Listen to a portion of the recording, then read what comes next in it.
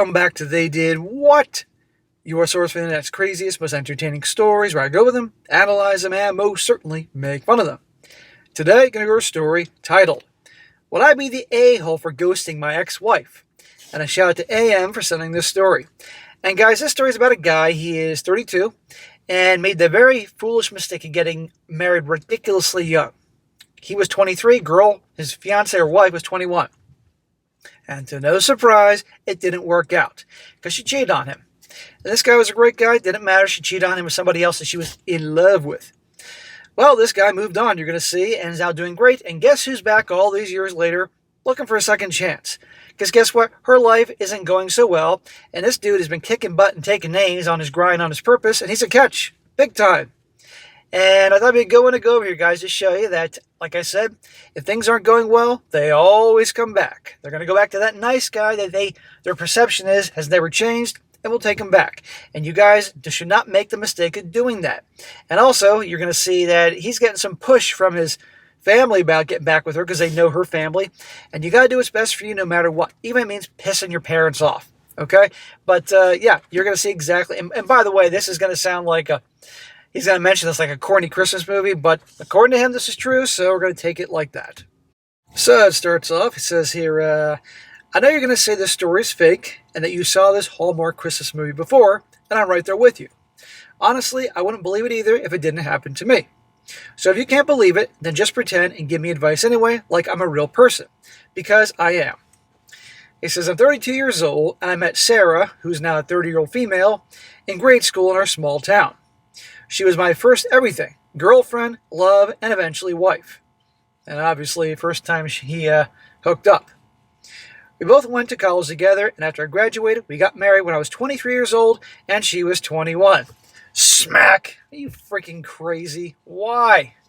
What the hell's the rush? Sarah was still finishing her degree, and I worked hard to support both of us while she completed her studies. Aside from being stupid so young, they couldn't wait till she graduated, had a job? There's an idea. When she got her first job, I was so proud of her. Yeah, so she can start contributing. It felt like all her sacrifices and hard work were paying off, and I thought we were on our way to building a life together. For 2 years, everything seemed fine, or at least I thought so. Man, if I had $1 for every time I heard that one. Then one day I came home from work and found her packing a bag. She sat me down and said that she'd been having an affair with a coworker. I was completely oblivious to that. She was crying and apologetic. She said she loved me, but she was in love with a coworker, and they had this chemistry and deep connection, and she never felt this level of excitement and attachment with me. And this is why you don't get married so young, because you need to actually have some real, quality adult time with your girl to get to know who she is, let her, let real life situations come her way. And you've been together for a long time, and that's great, but still, it's one thing to be together as teenagers as other adults. And just like that. I'm sorry it happened, but it was dumb getting married too young. And of course, I love you, but I'm not in love with you, that shit. At the same time, she seemed to be really apologetic and acted very guilty. She moved in with a coworker that night. This guy's probably like, she moved on so quickly. How could that be? There had to be red flags. He just was probably in bliss and didn't see it. Sarah made the divorce as quick and easy as possible. She didn't contest anything and took almost nothing. In the state we lived in, you can get a divorce in 10 days if there are any children involved. We filed for our papers ourselves, no lawyer, and couldn't afford one. Well, that's the least she could do, at least making it easy for him. Imagine that, 10 fucking days. Meanwhile, before that, it was like everything was great. After it was final, she asked if we could still be friends. Lady, you can go pound sand. More like, can I keep you on layaway just in case it doesn't work out with my scumbag coworker? And I'm ashamed to say that I just broke down and sobbed like a baby in front of her, said nothing, and left. At that point, she was 23 and I was 25 years old. Well, ordinarily I would smack the bejesus out of him for crying in front of a girl, but you know what? I understand this guy's heartbroken. He never saw this coming in a million years, but ideally, guys, Don't cry in front of your girl. Even if you're fighting it and you're like, there's something wrong with my eye, there's onions in the room, and walk away. Don't let her see you cry. So a couple of years later, in early 2020, while riding out COVID in my hometown, my mom casually mentioned that Sarah had married the guy that she left me for. Thanks, Mom. Way to rub salt in the wound. Like I care.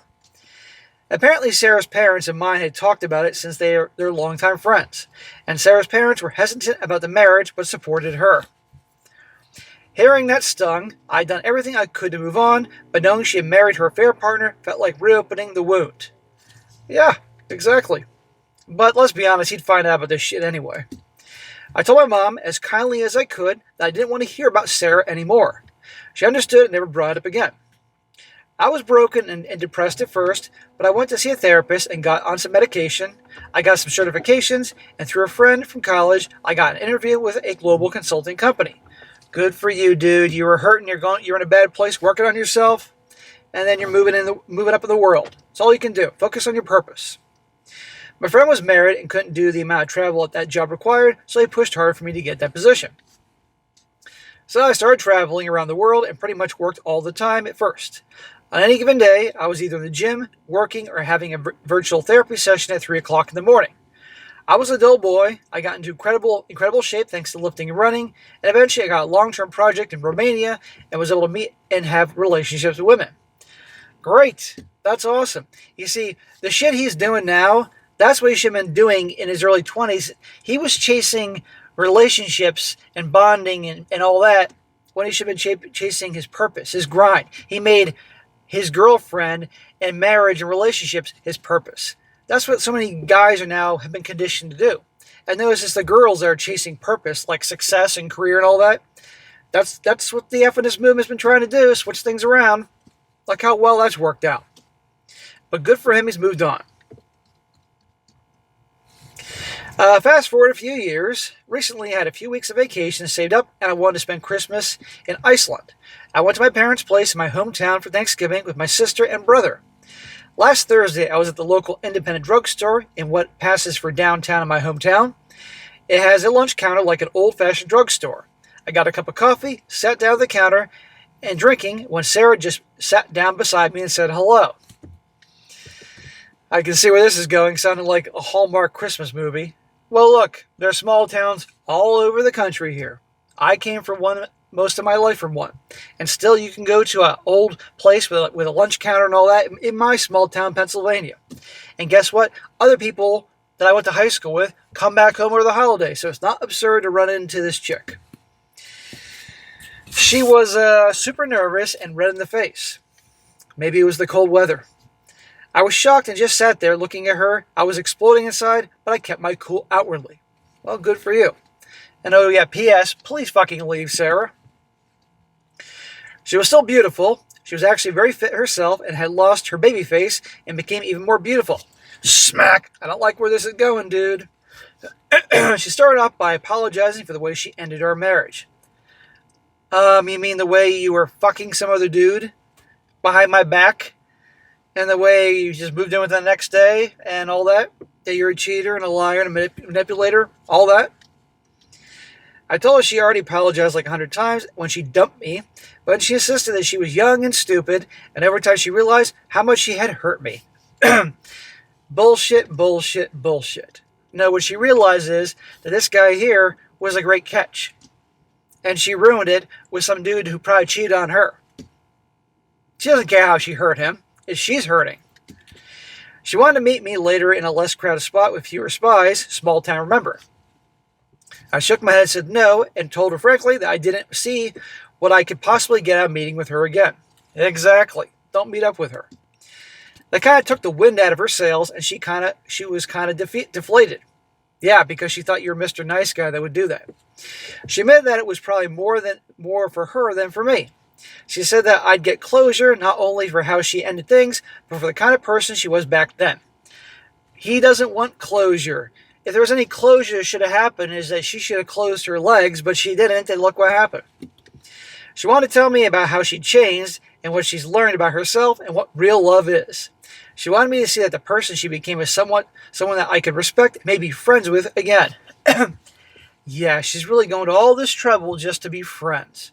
No, didn't work out, and now that she's probably getting close to 30, she wants her guaranteed guy back.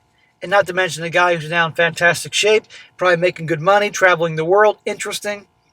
No, it doesn't work that way. His prime is really kicking into high gear, and her prime, whew, so why should he settle? I wanted to get the hell out of there, so I just told her I'd think about it. Smack, don't. She gave me her phone number and I went home. Apparently my mother and sister had already heard about it from Sarah's mom. Fucking gossiping women. And small town. So I'm a big dumb victim of some kind of big dumb Hallmark Christmas movie hit job. My sister, who's 29, and my mom, 55, told me that they kept up with Sarah since our divorce, and they know that she's changed, and I should hear her out. My dad, who's 56, just shook his head and walked away. Do not take advice from women about relationships, pickup, dating, any of that stuff. Of course they want you to get back together, because her mom and her mom are best friends, and they're probably hoping for a wedding, and there'll be this love story. Meanwhile, his dad's walking out of the fucking room shaking his head like, God damn it, son. My brother, who's 22, thought all this was hilarious. I asked if he wanted to chime in, and he just shrugged his shoulders and said that since Sarah and I knew each other from when we were kids, I should at least hear her out to keep the peace between our families since we live in a small town. Well, smack to the younger brother. What the fuck does he know? Keep the peace? This is his life. If anybody should be striving to keep peace, it's Sarah. And Sarah's acting in her own self-interest. Personally, I do think that her family would feel insulted if I didn't at least talk with her. So, I know for a fact that she's living with her parents now. So it now seems like her life is completely shit the bed. Yeah, and she wants to get out of there and have you. I kind of like to get the gory details and maybe in a form of a good laugh, but it's all behind me now, and I think it would just all make me sad. I guess I'm a better man now that I'm more mature, more wealthy, and fitter than I used to be when I was with her. But I'm still the same guy that she didn't have chemistry or connection with back in the day. So I think whatever comes out of her mouth would be bullshit. I think she's probably a dragon cosplaying as a princess and wants me to be her white knight. Fuck that. Yes, that's exactly it. She wants you to be the white knight. Remember, guys, I always say in the other channels, when a woman has a certain perception of you, it's rare it ever changes, even years later. She still thinks he's the nice guy that will come and save her. But he's a nice guy now that makes good money, he's in good shape, his prime's beginning. And she lives with mom and dad. Now, there's nothing wrong with living with mom and dad if you're in a bad situation and trying to get your life back on track, but it sounds like she just wants this guy to fix her shit. My mom and sister are pushing hard for me to meet her, and my mom says that she's afraid if I don't at least hear her out, that Sarah's mom will resent her and make her social life more complicated. That's a steaming pile of crap. Mom and sister have no right, and this guy to tell them. Let me make it clear that I have no intention of getting back with Sarah. Good. Sarah's very beautiful, but so are the women of Romania, Iceland, and elsewhere. And they have the added bonuses of not breaking my heart. Dude, if banging chicks in Romania and Iceland is your thing because you're a guy in your prime and you look good, knock yourself out. Don't go back to, the leftovers. Remember, she's a cheater. She threw you away like a piece of garbage and didn't care at all about you. I'm interested in going just to hear her out after what happened to her after she dumped me and to smooth things over with my folks. What do you think, Reddit? Should I go? I kind of want to. Talk me off the ledge. Would I be the a-hole if I ghosted my ex-wife? Smack! Oh my god, dude. No, don't go meet her. You don't want to meet her. You're doing this shit because you're trying to make your mom and sister happy. Do what makes you happy. And that means going to Romania and banging Romanian chicks. I've never been to Romania, but I heard there's some hot-ass women over there. Or some Iceland babes. Knock yourself out.